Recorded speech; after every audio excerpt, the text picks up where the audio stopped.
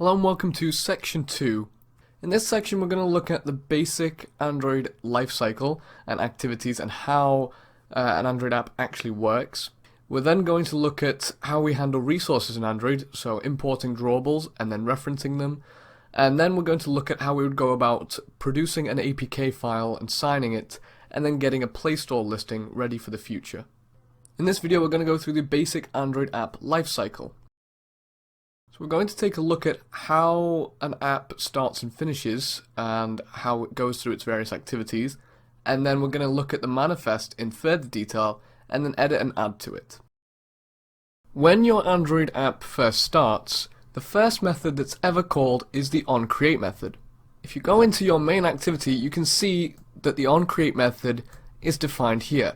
There's only one Oncreate method in your app, and it is in the main activity, and that's what defines the main activity. It's then going to call the super Oncreate method, and then that will then initialize your content view.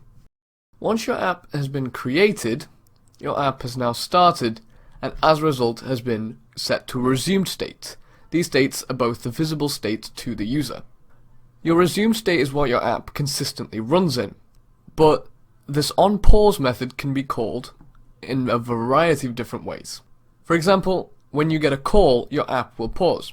If you press the home button, your app will pause.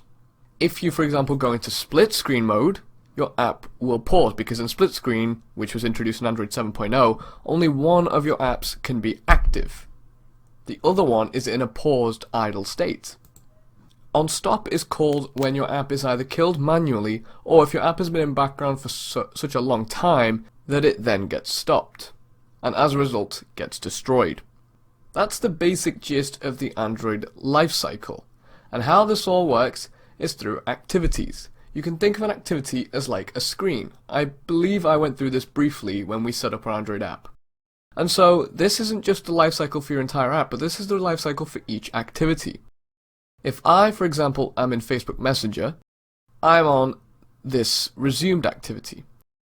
If I then go into a chat with my friend John, that activity that had the list of conversations will then go on pause, but my conversation with John will become resumed.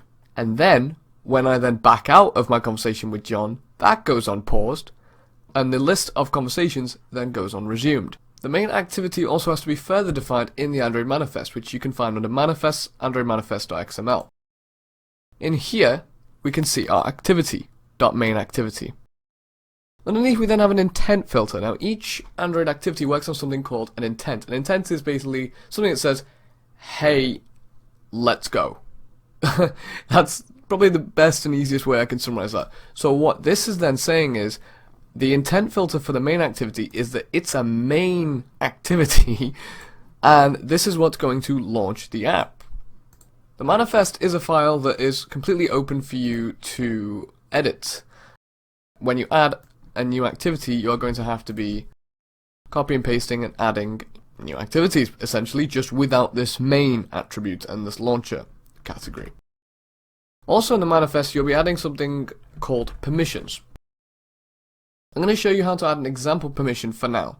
In your Android manifest XML, just outside of this application division, go ahead and type in users, and then the autocomplete will come up.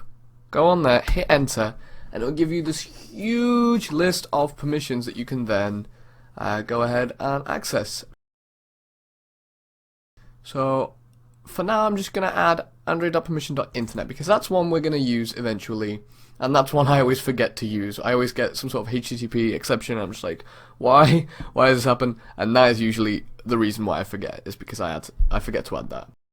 And then go ahead and just close that tag, and hey presto, we have permission to access the internet in our app.